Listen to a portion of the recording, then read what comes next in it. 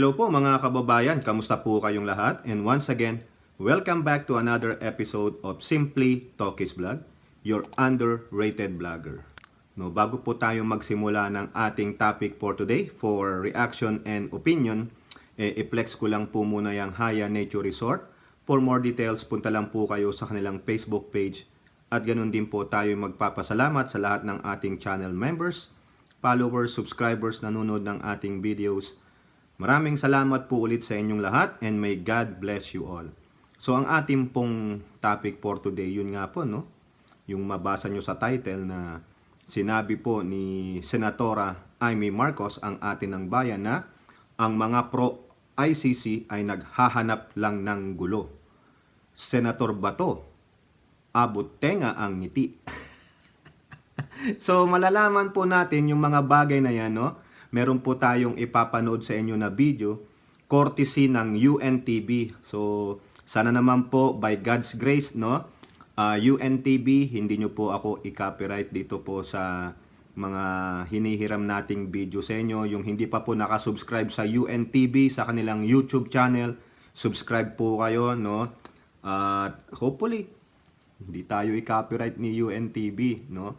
At o nga pala mga kababayan, sobra pong lamog ngayon dito, no? Dito sa lugar namin during summertime nag-120 degree Fahrenheit, triple digit. Ngayon naman, fall, papunta ng winter, 30 to 35 degrees lower. Kaya nga po to sa loob ng bahay, naka-jacket na tayo, naka-sweater. O ito, yung last two vlogs natin, previous vlogs, pinakita natin sa inyo yung mga PBBM jackets natin, the red and the blue. Meron akong white, wala nga lang hoodie. Ito naman, si Mickey Mouse, no? Original Mickey Mouse. Nabili ko to sa Disney, dyan sa California. O baka yung mga nagsasabing may bayad tayo, no? Yung mga tumatanggap tayo ng bayad sa mga sponsor, wala po.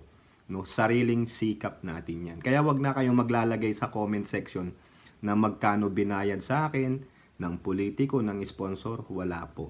Ang tangi pong nagbabayad sa atin ay itong kita natin sa YouTube, since monetize po itong channel na to. Kaya nga rin po ako'y nagpapasalamat sa mga channel members na nagtitiwala sa atin. Okay? So, wag na po kayong maglalagay sa comment section na magkano ang binayad sa Talkies, no? Nung mga politiko, nung mga sponsor, wala po. No? So, uulit-ulitin ko lang sa inyo.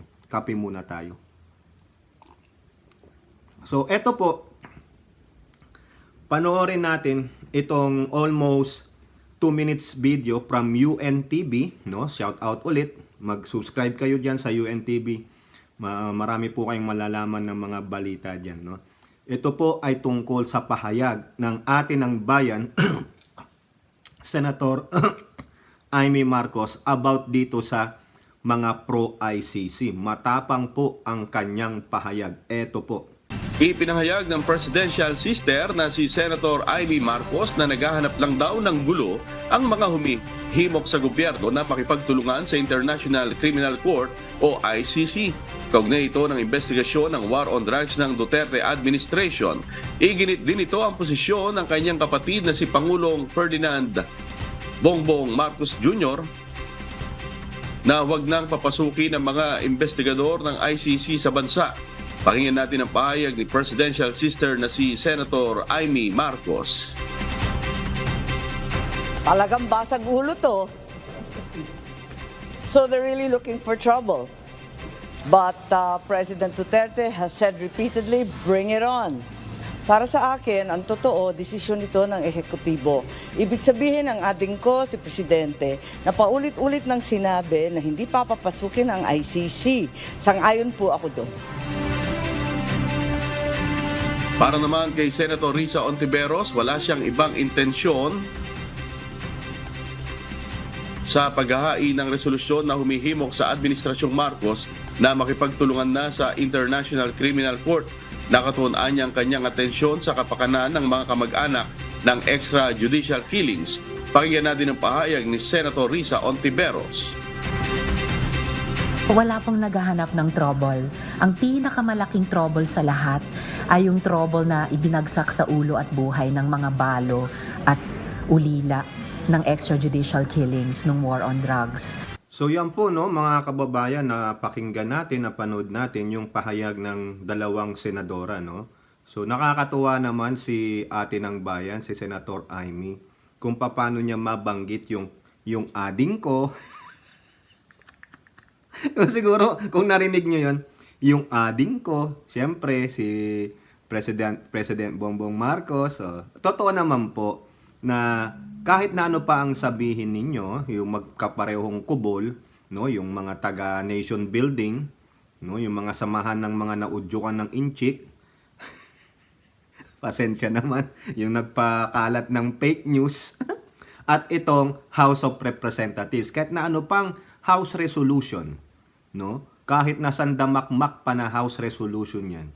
Pero pag sinabi ng Pangulo na hindi tayo makiki-cooperate, no? Tandaan nyo yung sinasabi ko sa inyo na hindi makiki-cooperate ang gobyerno. Kasi ay si-separate vlog natin yung kasi meron pong video na kung saan ipinaliwanag po no Solicitor General Minardo Guevara yung posisyon ng gobyerno, echoing the sentiment of our President. Pero, baka magulat kayo, baka lalo kayong mag-init kung kayo po ay pro-ICC, no? Na, bakit ganyan? Ano na yung posisyon na yan, no? So, hindi natin sasama dito kasi medyo hahaba po, no? Ang goal natin is mapakita sa inyo dito yung magkaibang tono ng mga magagaling na senadora, no? Magaling rin yan si Ontiveros kasi nasa Senado. Si Robin magaling din. Magaling magkalat. Pasensya naman po, no? So, ang sabi ni Senadora Amy, base din sa ating title o thumbnail, malaking gulo, no? Malaking gulo. Anong gulo yun? Bakit magkakaroon ng gulo kung sakali man pinayagan ng kanyang ading na aking ninong PBBM ang ICC na mag-imbestiga at, take note, makikooperate ang pamahalaan sa investigasyon? Anong gulo yung sinasabi ni Senadora Amy? Bardagulan? O magkakaroon ba ng pisikalan? Magkakaroon ba ng kudita, military? No? Kasi sabi ni Digong, medyo meron siyang clout, no? Clout, meron pa siyang konting impluwensya ba? Totoo po ba yan? Konting impluwensya lang ha, hindi ko sinabing malaking impluwensya. Baka meron pa siyang impluwensya sa ibang agency ng militar. 'Di ba? Yung sa AFP, no? Air Force, Army, Navy, Marines, baka may mga alam niyo na loyal sa kanya, hindi natin alam. Dapat inexplain ni Madam Amy kung ano yung sinasabi niyang malaking gulo ito. Magugulo ba ang Kongreso? Magwawala ba ang SMNI? Mag-i-stage ba ng rally? O anong kaguluhan yun? No? Anong klaseng gulo? Gulo ba na kung saan, ito na sinasabi ko, pisikalan? Gulo na hindi pagkakaintindihan eh. So par nga ngayon nagkakagulo na kayo eh. 'Di ba? Hindi kayo nagkakaintindihan eh. Kung magtiwala tayo doon sa wisdom ng aking ninong PBBM. Magtiwala lang itong mga taga-samahan ng mga naudyukan ng incheck ng mga fake news maker sa Pangulong PBBM. Di ba? Sinabi na ng Pangulo. Questionable ang jurisdiction, no? At titignan, pag-aaralan, no? Hindi naman niya sinabing, sige, makipagtulungan na tayo. Wala po eh. Mamaya malalaman nyo ha, po yung sinasabi ko dahil sa isang taong ito, dun sa dulo yan, no? Ang gusto lang nating linawin dito, anong kaguluhan yon, Senatora Amy? Malaking kaguluhan. Di po ba? Narinig nyo naman yung sinabi niya. At the same time, payag naman pala ang Pangulong Duterte. Bring it on! Oh, ano ba? Ang gulo nyo talaga. Kayo ang magulo. Kayo ang nagdudulot ng kaguluhan at kalituhan. Kayo ayaw nyong papasukin ng ICC. Pero sinabi niya, di ba? Paano yun? Bakit yung tao na gustong habulin, i-prosecute ng ICC, sinabi niya, come on, bring it on. Tapos kayo ayaw nyo. Ano ba talaga? Ano ba talaga, ateng? Ano? Di ba dun sa interview na yon? Sabi naman po ng Pangulong Duterte, bring it on. Kayo naman, bring it out. Ang gulo, mga kababayan. Tingnan nyo, no? Gaano tayo niloloko nitong mga to. No? Yung mga samahan ng mga nagoyo ng inchik, na mga fake news maker, sinabi, walang jurisdiction, ayaw papasukin ng ICC, nagre-reklamo. No? Si Senatora Amy, sabi niya, malaking kaguluhan to, bardagulan. Pero sa dulo, sabi niya, o sinabi naman ng Pangulong Duterte, na bring it on. Ano ba talaga? Yung pinoprosecute, sabi niya, bring it on. Sabi naman ng mga supporter niyang mga samahan ng naudyukan ng inchik fake news maker, kulto ni Digong, wag! Ano ba talaga? Sino ba dapat ang masusunod? No? Sa akin, ang masusunod ay ang aking ninong PBBM. Because, sabi nga naman ng kanyang ate na ang gulo-gulo ng pag-iisip, very contradictory ang sinasabi, na only the president is the architect of our policies, yung foreign policies. Di po ba? Nasa kanyang desisyon. Kahit na sandamakmak, sabi ko kanina, ilang libo o milyon na resolution pa, no, ang gawin ng Kongreso, both the lower and the upper house, walang mangyayari kung hindi magdidesisyon ng presidente. For the meantime, sinabi niya sa previous interview niya, the jurisdiction is questionable, and then pag-aaralan kung papasok tayo sa ICC. Hindi niya sinabing papapasukin ng ICC. Malalaman niyo yan sa next vlog natin ano yung nangyayari ngayon. Kasi lumabas na rin po sa bunganga nung kanyang Solgen. Okay? So, saan kayo? Sinong paniniwalaan nyo? Yung magkabilang kubol? Ha? Sama nyo na doon yung atin ng bayan sa mga samahan ng naudyukan ng inchik fake news maker. At eto ring House of Representatives, sila kasi alam nyo kung bakit ginagawa yan ng House of Representatives. Na antig po ng dating Pangulo ninyong once and mighty fallen from grace Rodrigo Duterte ang kanilang mga balat sibuyas na mga skin. Sabi nga sa kanila, huwag kayong maging balat sibuyas. O, di ba sabi ni Mig Subiri mga mambabatas tayo. We should be open for ridicule. We should be open for criticism. Kaya huwag maging balat sibuyas. Pero, sa sobrang udyok ng inyong dating Pangulong once and mighty, fallen from grace Rodrigo Duterte, na tinawag niya the most rotten. Yun ang pinakamasakit doon.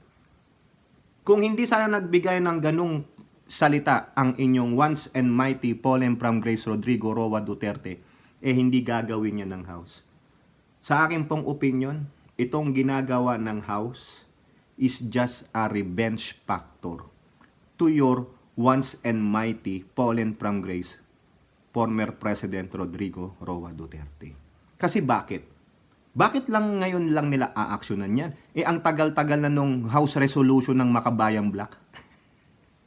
Yung 1393, panahon pa yata yan ni Digong Diba? Nag-file na ng resolution ang Makabayang Black, 1393. Correct me if I'm wrong.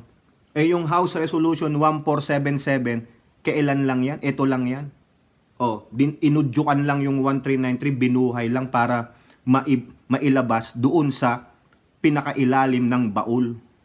Di ba? So, tingnan nyo maigi, be objective. Sa palagay nyo, pag hindi nagsalita ang Pangulong Rodrigo Roa Duterte, fallen from grace, gagawin niya ng Kongreso? Hindi. Kaso, binanatan niya ng binanatan. Yung bunganga niya, kung yung anak niya, tamilmil, siya naman, matabil. Di ba rhyme? Tamilmil, matabil. Oh, yung mga nakakaintindi po nung matabil, alam nyo na yon, no? Kung yung isa, ganun, yung isa, ganun ng ganun. Yung isa na ganun lang eh. Yung isa ganun ng ganun. O di sa sobrang talakitok niya, parang si Harry Roque, no? Yun. Ginagantihan siya ngayon. Yun na po ang inaasikaso ng House ngayon. Wala na silang inaasikasong batas yata kasi tapos na sila eh. No? Wala na silang ipapasang batas. Yung mga ledak ng Pangulo na ipasa na nila. O so yan, binigyan mo ng trabaho, ang House, Pangulong Duterte, na trabahuhin ka. Mabuti nga sa'yo. Yan gumigit na tayo. Kinastigo natin si Once and Mighty, no? But fallen from grace at kinastigo din natin ng House. Revenge kay nagsabi ng most rotten. Yan lang po yan. Di ba? Ngayon si Hontiveros. Punta tayo kay Hontiveros. Si Hontiveros parang hindi makabasag ng pinggan, ano? Sobra ng mga ano yun. Totoo bang ganyang magsalita yan? Tatanong lang Parang hindi normal. Hindi po tayo naghahanap. Ano yung pabebe? Tanginang, natural ba yun? Senator Hontiveros, ganyan ka ba talagang magsalita? Nagtatanong lang Kasi parang hindi natural yung dating mo. No? Be yourself. Tanginang, tagal-tagal mo nang mambabatas ganyan. Pabebe ka pa rin. Yun daw po, sinasagot niya yung sinabi ni ate ng bayan ninyo. No? Na naghahanap ng gulo. Sabi naman ni Hontiveros, hindi naman po gulo ang hinahanap natin, kundi hustisya para sa mga balo.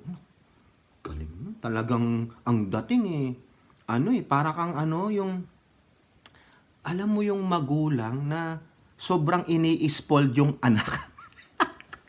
Uy, kumain ka na ba? Patwitam sa putya. Pero may punto naman si Hontiveros, di ba? Oy, Senadora Hontiveros, wag ka magagalit sa akin Nalata lang kita, masyado kang pabebe. Di ba? Tama naman. Kailangan magkaroon po ng hustisya. Yung talagang namatay sa extrajudicial killing nung war on drugs na yan. Ng dati ninyong once and mighty fallen from grace, President Rodrigo Roa Duterte. Yan po yan. Pero ang tiboy mo magsalita, Hontiveros ito pa. May sinabi pa siya sa inyong BP Sara Tamilmil Duterte. Yan Hontiveros, BP Sara, perfectly capable of weakening herself in politics. Di ba? Tama naman. Mukhang may punto siya. Bakit niya nasabi yan? Ito po. She's perfectly capable of weakening herself politically on her own. Palagay ko, ginagawa na niya sa sarili niya at this point in time. Ganun pala yun. So, sa tingin niya, talagang si Sara Duterte, sinisira niya ang sarili niya. No? Bakit? Kasi, sa akin pong opinion, nasisira ang BP Sara Tamilmil Duterte. Gawa po nung mga nasa kabilang kubol. Yung mga gumawa ng fake news. Yung mga samahan ng mga naloko ng inchik. Di ba? Ano ba? Samahan ng mga, yung N. Nabayaran ba ng inchik? Tanong lang tanong yon. I'm not accusing. Di ba? Saka yung mga chip-chip, yung mga sip-sip na mga vloggers and influencer na kunwari makasara Duterte. O di kaya nagkukunwaring Duterte supporter pero dilawan pala. Yan. Sinisiraan siya na hindi niya alam. Tapos yung pagiging tamilmil niya na hindi niya maidepensa kung ano yung tinatanong sa kanya, ayun. Tapos kung kikwestiyonin siya, no comment. Kumbaga, kung si Lenny, merienda na lang tayo, di ba? Siya naman, no comment, trabaho na lang. Ayun. Kaya nga, di ba, sabi sa isang caption sa FB, nakita ko, nagtatrabaho siya, sabi nung naglagay, ayan, walang daldal, trabaho lang. Tama naman yan. Bakit ka magdadaldal? Pero ang posisyon dito, no? Okay, masipag siyang magtrabaho, hindi siya maganon tulad ng tatay niya. Kaya nga siya tamilmil di ba? Yung isa matabil, no? Kasi may mga nakapaligid sa kanya na hindi niya namamalayan na nakakasira sa kanya. Subukan niyo ulit mag-survey ngayon. Bakit walang lumalabas na survey? Tapos na ba? Walang monthly survey, walang October, November. Di ba? Paano na yung kanyang performance, yung kanyang popularity, trust and approval rating? Di po ba? Kaya sabi ni Hontiveros, may punto siya. Pero yung kay Hontiveros, sa aking opinion, pang-asar lang yan. Inaasar niya si Duterte. Kasi di ba, sabi ni Duterte, I hate them. Sabi naman ni Castro, the feeling is mutual. Pero si Hontiveros, walang ganun kasi napakabait pala nito, no? Kung magsalita, kala mo, yung umaamo ng asong ulul. Bagay to si Hontiveros sa mga yung mga carnival show ng mga hayop, di ba? Yung mga leon. Si Hontiveros, calm down. Di ba? Kita nyo siya magsalita. Eto pa.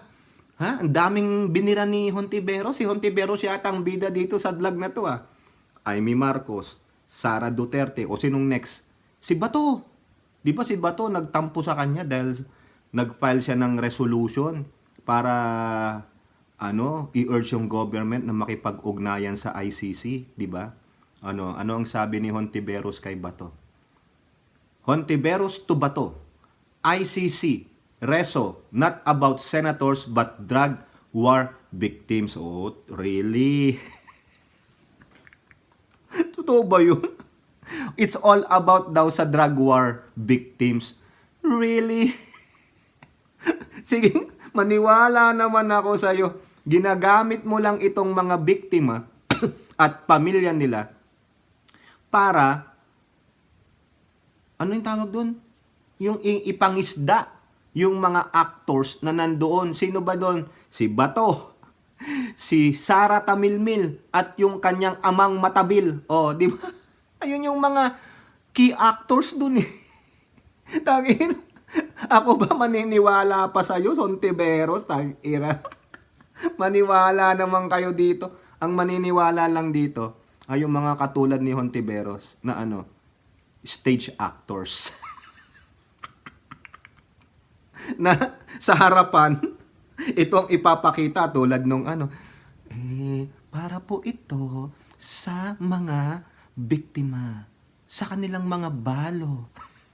Pero sa likod, putang ina niyo. Akita nyo na. Alam niyo na siguro yung tinutukoy ko, no? Ito po sabi niya, bagamat, siyempre, nakakalungkot. Pero this is really bigger than any one of us in the Senate. Hindi po ito tungkol sa kanya lamang, o sa akin lamang, o kahit sino sa amin. Higit sa lahat, this is really about the thousands of widows and orphans of the extrajudicial killings during the war on drugs. Utot mo! Di ba? Yun lang po masasabi ko. Utot mo? Really? Sige na, magpakatotoo ka na kasi, Hontiveros. Sabihin mo, kailangan talaga namin masima si once and mighty fallen from grace, Rodrigo Roa Duterte. At ikaw na rin Bato, pati yung anak, para magtigil na ang mga Duterte. Yun lang yan. Ang ina. Gamit na gamit nyo naman yung mga biktima, kawawa naman. Oo, ako payag po ako na para sa mga nabiktima, gusto nila ng hustisya, may managot. May managot. Now the question is that the only thing? Kasi yung sinasabi niya is para daw ito, hindi. You are shooting multiple birds in one stone, stupid biatch. Pasensya naman po mga kababayan, no? Ako pinaglolo ko nito ayos tayo kayo, Hontiveros, puta, mukhang plastic Hypocrite ang puta. Ito, si Bato, pinagsabihan po ng isang member ng House of Representatives. O ito, Bato, pinaghihinay-hinay sa pagkokomento. Kasi nga po, maingay si Bato ngayon, matabil din to. No? Sa Abante TNT po yan. Ayan, no? Umapilang isang leader ng Kamara de Representantes kay Senator Bato na maghinay-hinay sa pagkokomento at obserbahan ang parliamentary courtesy o ang tradisyon ng hindi pakikialam ng isang kapulungan sa kabilang kapulungan. Ito po ang sabi ni Representative Aurelio Gonzales matapos nasabihan ni De La Rosa na mayroong mga nagtatanong kung ginagamit ba ng Kamara na armas ang resolusyon na nananawagan sa gobyerno na makipagtulungan sa ICC. Ito po ang sabi ni Gonzales. We respect the opinion of Senator De La Rosa but we ask for parliamentary courtesy from our esteemed colleagues in the Senate. Ayan, tama naman po. As the Senator very well knows, the House of Representatives is mandated to act on resolutions filed by its members regardless of political affiliations in the same manner that the Senate takes action on measures presented by senators. Correct naman po. So, paalala lang kay Senator Bato yun. Okay? O, Mr. Ajax, dahan-dahan. Now, yung sinasabi ko sa inyo, ito na po yung huling-huli sa dulo, na itong si Mr. Ajax, ay Senator Bato de la Rosa, ay abot tenga ang kanyang ngiti. Para po siyang si Joker. Pasensya naman, Mr. Bato. Kasi bakit po? Kasi nagkaroon po ng courtesy call ang ating first couple, si Ninong PBBM at si Ninang Lisa Araneta Marcos. Ninang, tatawagin na kitang Ninang. Sabit ka na dito. Sabit ka na sa aking script, Madam Lisa Marcos, kaya Ninang ka na. Nagkaroon po sila ng Thanksgiving dinner among the senators, no? Binilang ko po no, doon po sa FB page ni Ninang Lisa, nandun po sila, picture. Binilang ko, parang kulang po sila 18 lang yung nabilang ko, 24 sila. O syempre, wala yung dalawang doon, minority, si Hontiveros at si Coco. Wala rin yung inyong idol, si Robin. Pero nandun si Tulfo. Saka tingnan nyo yung pagkakaupo ni Cynthia Villar. Tingnan nyo yung larawan doon. Kaya punta na lang kayo kay Madam Lisa. Tingnan nyo. Makita nyo yung difference. So, ang punto natin dito si Senator Bato. Kasi after nung matapos yung kanyang hearing about doon sa youth, yung mga nire-recruit ng MPA, in-interview po siya. Yung tungkol doon sa kanilang Thanksgiving dinner ng first couple po natin. Ayan po sa Global Daily Mirror yung quote card. Quote, basta tignan na lang ninyo ang mukha ko. Nakangisi. Yun na. Basta nakangisi ako, naka-smile. I don't have to reveal the details. Basta, happy ako. Happy. On the personal conversation that he had with PBBM about ICC probe. Ayun. Kasi nagkausap sila daw, personal. On the sideline of the dinner. Di ba? Parang APEC lang. Mukhang positive Kasi hindi siya magiging happy. Diba? Hindi siya magiging joker. Diba sabi niya, I am not the liberty to divulge the conversation. Tama naman po, for the courtesy of my Ninong PBBM. Pero tingnan niyo yung mukha niya. Happy! Kumbaga, lumagpas po siya sa Cloud9. Hindi rin pinapasok ng langit. Bakit? Sabi ni San Pedro, doon ka, lagpas ka dito, bakit po? Happy ka Napunta siya ng Cloud 10. Yung pala, napunta siya ng China kasi yung 10 dash lang ng China. Pero happy po si Bato, no? Ngayon ang tanong dyan. Di ba sabi nila, may kasabihan, no? After ng saya, may kalungkutan. Nako, delikado yung Bato. Delikado to. Mamaya to. Maka magkatotoo yung kasabihan, mga kababayan. Di ba? Minsan totoo yun Yung ang saya-saya mo, maya-maya biglang may kalungkutan kang madarama. Ano yun? Pero bigyan na natin kay Bato for the meantime. Happy daw siya. Happy. Yan, di po ba? Mukhang maganda na pag-usapan. Bring it on! Ayos! Kaya pala happy. Bring it on. Patay. Ayun ang kalungkutan sa dulo. Baka na misinterpret niya yung sinabi. O kayo po. Ano pong inyong masasabi, no? Si ate ng bayan sabi pag pinatuloy o nakiki-operate ang ating gobyerno sa ICC, malaking kaguluhan. Sabi naman nung kanyang amo, bring it on. Si Hontiveros naman, hindi naman po kaguluhan. Justice for the widows and the victims. Tapos pinasaringan niya si Sara Duterte. Na si Sara Duterte ay siya na mismo ang sumisira sa kanyang political career. At si Bato, nag-ala Joker. Okay? Comment down below and don't forget to like and share. Hope to see you on the next videos. Bye-bye. God bless.